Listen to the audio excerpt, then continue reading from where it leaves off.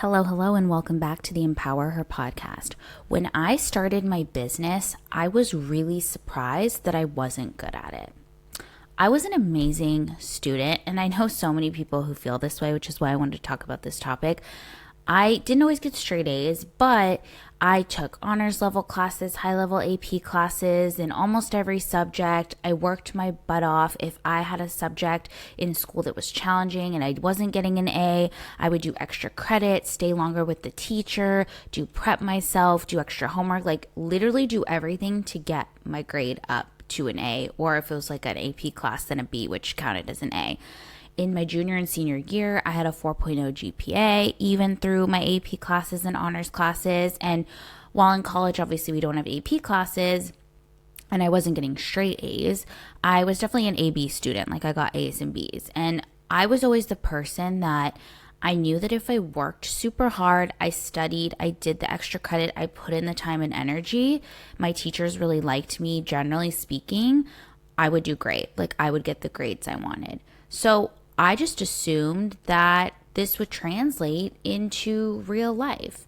And in corporate to some extent, especially at the beginning when I was staff level, yeah, it translated, right? I mean, obviously there was more creativity. I started off as a creative copywriter. So, there is like creative license and people don't always agree creatively. So that's fine. But in general, like I knew what I had to do. I had those tasks I had to do at corporate and I was good at them.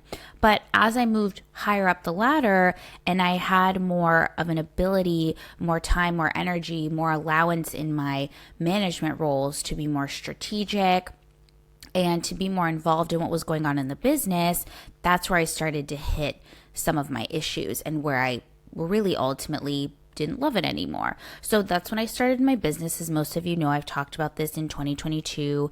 I left my corporate job and started my coaching business full time, or I would say kept doing it because I was already coaching before that. And I thought that if I was disciplined, I put in the work, the money would come, the clients would come.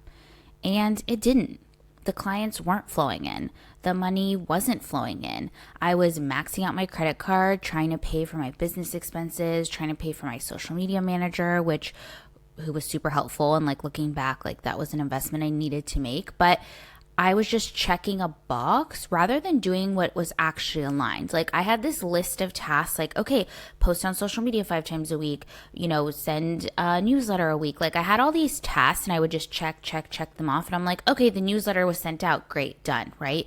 But was it actually getting me the returns? Was the actual content right? Like I wasn't thinking about the actual aspects of it. I was just looking at like, I did this thing. Why am I not getting the A plus? Why are the clients not flowing in, right? And obviously, like whether you're in corporate and business, like it doesn't matter. There's always going to be these like monotone tasks that we have to do, right? Like that's totally normal. And that's a part of every single business, a part of every single, work experience. But in general, besides this, I still thought that, if I did all those things, then it was going to be okay, that everything was going to work out, right? And here's the thing. School and the way the school system is set up rewards you for doing what you're told, right? It does. And I was so good at that. I'm so good at following rules. But life rewards you for figuring out what you actually want. And I didn't know what I actually wanted. Like, yes, in general, of course, being a coach, all those things, like in general, yes, I do. But I was used to a hustle culture. I was used to doing the most. I was used to listening to a boss and doing what they wanted me to do. And yes, I was in a creative role. I worked in marketing. I was a creative copywriter. Then I managed creatives. And so the role itself was like creative, to some extent, but it was about being creative within a box. And in a business, there is no box. It's literally an open field. And you sort of, at least I felt like I was in this field and I was like, I have so many different directions to go and I don't know what to do. And again, in school, right, the goal was clear, get the A. Get the A, right? And you're done. In life, the goals you have are murky. They're completely different. It could depend on so many different factors. And especially if you have your own business, or even just if we're talking about life in general, you have to set those goals yourself. And I didn't know what that looked like, especially for my business. Like, what was I actually trying to achieve? Yes, I wanted more clients. But besides that, like, what did I want? Who did I want to be on social media? What kind of coach did I want to be, right? Like all those nuances I didn't know. And people pleasing and perfectionism are school skills that work really well, right? But they do not serve you in business. And as a reformed people pleaser and perfectionist, I'm still working on it to this day, but I do consider myself reformed. It was really hard to let go of these things, right? I had to spend years reprogramming my brain. Even though I started my spiritual journey around 2020, since I had my business, I've made so many changes. I've had to completely reprogram the way I look at things because I was so used to, again, just checking this box, checking things off the list, like done, done, done. But they weren't actually moving the needle in my business, and they weren't actually bringing me joy either. And although it's not 100%, it's obviously way better than it used to be. And the thing with real life versus school is the success you have in real life often comes with things schools never graded you on, right? So if we're talking about things like intuition or boundary setting, emotional regulation, being willing to suck at something new. We didn't have the opportunity in school, right? You had to be good at every subject to get the A, right? You had to. So, when we look at things like intuition, what is that? I don't know what an intuition is. Yes, obviously looking back, like I had bouts of manifestation and when I used my intuition, but like as a general day to day, I did not use my intuition, and I didn't use it in my business either. I did what I thought I was supposed to do rather than what I wanted to do, right? And there's this grief. I feel like there was this grief for me, this grief period of realizing that those gold stars, those A pluses that I once lived for, that I worked so hard for, they no longer exist. And what is it that replaces them, right? This was hard for me. This was really hard for me to digest. And the thing is this is something my clients struggle with as well. We're so used to the gold star, the A plus, right? But life doesn't work that way. It's not about the gold star. It's about creating a life where you validate yourself internally, but not with a star. You're not validating yourself with a star. You're validating yourself with things like happiness, contentment, friends, family, loved ones, joy, right? So here's where this kind of hurt me in my business, okay? Hopefully you can learn from me so it doesn't happen. But I also think a lot of us struggle with this, which is why I wanted to share. So in school, there were rules, right? I knew what the rules were. I knew how to play the game, and I knew how to win. Getting good grades, impress adults, follow instructions, right? In school, you're rewarded for being quiet, prepared, polished, not rocking the boat, doing what you're told, right? I didn't have to design or decide my own metrics for success. I was literally given it. When you're given a rubric or a syllabus at the beginning of the year, it literally lays out for you, this is exactly how point by point you can be successful in this class or whatever it is. Like it's literally laid out for you. Mistakes were bad, failure was shameful, and perfection was the standard. So what did this lead to, right? I would freeze or spiral when there's no clear answer, right? I would procrastinate because when you're afraid, right, in your business, you, instead of doing something, you kind of stall, right? So I would have this like freeze or spiral. I wouldn't know what to do next. I just wouldn't do anything because I thought that was better in my business. I would procrastinate. I would also over research and over prepare, like being this lifelong student. And actually, according to my human design and my astrology, I'm actually meant to be a teacher in this lifetime and teach others and not be a forever student. So I wasn't living in my power, right? I was over researching, over prepared because I kept thinking, well, if I don't do that, people won't take me seriously, or this is the easier thing to do, right? And I would tie my worth and the worth of my business to my productivity outcomes and how others perceive me. So if, for example, I was doing all this work and I was like, well, I have to work super hard. That's why clients will come to me. Or, oh my God, why am I not working more than 40 hours? Like, I don't know what to do with myself. Like, I need more busy work because the more I work, then clients will start to flow in. But that's just not the case, right? And I would expect to be rewarded when I did work really hard, but life doesn't hand out those A pluses. And I hesitated to take risk. I'm someone that is extremely risk averse when it comes to these things in my life, which is interesting because that's not my personality, or that's not my astrology. Like, if you looked at my astrology, I have a lot of fire energy in my chart. I have water energy. Like, I should be okay with taking risks and doing things, but I had been so conditioned and programmed that if I just stay within the lines, color within the lines, and I'll be successful, that I hesitated to take risks. So here are the kind of the things that I've been working on the last few years that I think have really helped me and hopefully can help you as well. So the first thing is rest being productive. So in school, we were always trained to associate rest with laziness. I mean, how many people do you know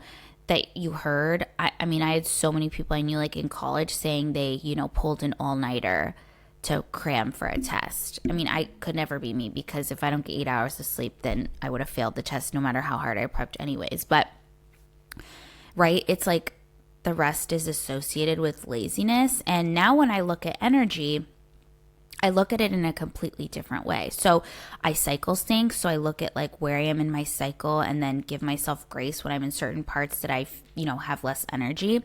I realize that I work really well in shorter bursts. So what I've been doing lately is once a week, I will go sit at a coffee shop and I will have a list of things I need to do in my business that require me to like sit and focus, either, writing podcast episodes or working, networking with people or writing out emails, like things that require creativity, focus. I will literally sit in a coffee shop for 2.5 hours. I did this yesterday and I banged out so much work in that 2.5 hours. Like, I was so productive. And now I can take my breaks the rest of the week as I see fit because I've already done that work, right? I nap when I feel tired, especially if I'm in that part of my cycle or in the winter time. Like, I just couldn't be bothered. And I was just, had a lot of health issues and I was at kind of a low emotionally. And so I did those things, right? And I really look at rest in a completely different way and actually look at it as necessary for me to be productive long term. The next thing is really focusing on emotional regulation and nervous system work. So this is something I talk to my clients about consistently. And rather than trying to check all the boxes and just kind of do what I need to do to get my business to move forward, I'm focusing on making emotional regulation and nervous system regulation a priority. So I start my day with that. I end my day with it. I'm trying to be more grounded, right? I'm doing the mindset work. Something that's really helped me recently, which I did an episode on, I think it was the last one, is your alter ego. So I created an alter ego for myself, which is like the highest version of myself that I can look up to, and someone that I can, really help me to do that mindset work and change. I wake up and I don't touch my phone. I do a breath work exercise before bed. I'm reading rather than on my phone. I try to move my body every day for my mental health, whether it's a walk or going to the gym or a class or whatever it is. Doing the nervous system regulation, like, to me, that's a priority, because when I was in corporate, I was completely burned out. My nervous system was completely shot, and that wasn't a place that I could come from, especially when you're in a business and you need to be creative and you're not just doing repetitive tasks. You need to have the mental stamina and emotional regulation to be able to be successful. So I've really been focusing on that.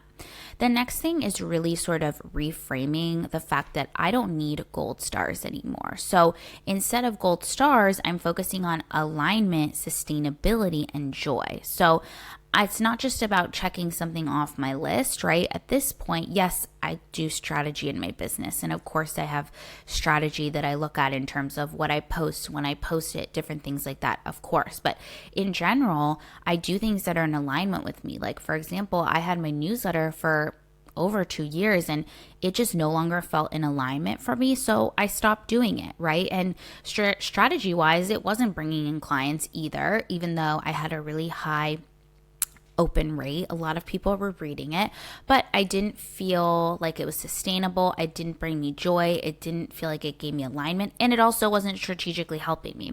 And that doesn't mean I won't go back to it at any point. I obviously have that email list, but right now I'm taking a break because I didn't think it was something that was helpful for me. On the other hand, video podcasts are doing much better than just audio podcasts. And that's something strategically I've been doing, but I've also been really enjoying it and finding joy in doing the video podcast episodes. So it's just about doing those things that are going to help you strategically, but also in a way that's going to feel aligned and bring you joy. I have a lot of career coaching clients and they're networking, they're applying to jobs. And obviously we know strategy wise, networking, applying to jobs is going to get you a new job, but it's not always the most fun task to do, right? Like it's just not super fun. So how can we make it more fun? Or how can we better align it to your energy, right? Like looking at what times a day you have the most energy and doing it then, or, blocking time out, or, giving yourself a reward for doing it. So how can we bring little pockets of joy, especially into areas maybe we don't want to do? The next kind of reframe I've really had to focus on, which was quite hard for me, was that I'm allowed to be messy. I'm allowed to use my intuition. I'm allowed to be non-linear, and that is all powerful and okay. I do not have to have everything figured out, which was so hard for me because I'm a planner. I like to know things ahead of time. I like to be prepared. I like to have everything laid out. I like to know what the end game is going to be. But I've really had to reframe this to trust myself that I will figure it out. That I will figure it out, that I will have the answers in one way or another, and that I will be able to make any changes that I need. The next thing that I've really had to work on is reclaiming my agency. So instead of looking at, what's causing the most praise or what are other people doing, it's about what do I want to create. Something that I stopped doing is at first I was following a lot of other coaches in my niche online. And honestly, it was giving me anxiety because I was seeing how they were doing it. They were posting about, different programs they were doing and different ways they were coaching and do this, do that. And I felt like I had to do what they were doing because I was seeing, quote unquote, seeing their success. We don't actually know how much money they make and whatever. I was seeing their success and I was like, oh, I must do it their way because if I'm not, then that means that's why I'm not making money, right? And it was causing me so much stress and anxiety trying to do things the way other people do it. Like, for example, a lot of other coaches have programs that they do where, they create a program and then people can go through it on their own. I've created multiple programs and none of them felt aligned. I just love doing one-to-one and group coaching where I'm live with people and I chat with them. That's just my jam. And so I just started following my own path. And then I realized I like doing other things. Like I love doing speaking engagements, live Q&As, panels. Like that's also what I like doing. So moving in that direction. And then kind of the last thing that I've really needed to work on is moving away from people pleasing and trusting myself. At the end of the day, this is my business. Or we can, if you don't have a business, this is your life, right? It's about how I feel and what makes me happy and joyful at the end of the day. That's what's really, really important. And that's what I need to focus on. And the thing is, real life isn't school, okay? It's not about perfect grades. It's not about perfection. It's not about getting the gold star, but it's about creating a life that you love that brings you fulfillment and joy. So it's about stepping into your power, understanding what you need, and coming from that place. I hope that this episode was helpful. I know so many of you struggle with this as well, and that's why I really wanted to talk about this concept of school and what this looks like for us. So if you enjoyed it, I would really appreciate a 5-star review wherever you're listening to this. It really helps boost the podcast. I hope y'all have an amazing week, and I'll catch you in the next episode.